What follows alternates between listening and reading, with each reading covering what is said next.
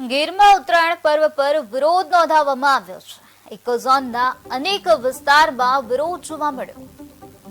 આપ પાર્ટીના નેતાએ ઇકોઝોનનો વિરોધ કર્યો હતો.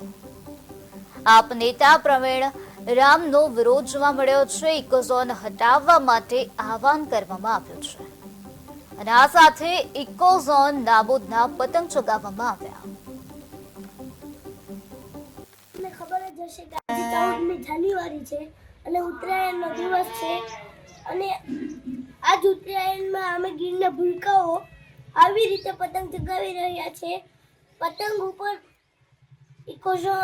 ઇકોઝોન હટાવો એવું લખીને ઉત્તરાયણ ઉજવી રહ્યા છે, કારણ કે આ ગીરમાં જો ઇકોઝોન આવી ગયું તો આ નાના ભૂલકાઓની જિંદગી બગડશે અને તેના માતા પિતાને કેટલું દુઃખ ભોગવવું પડશે.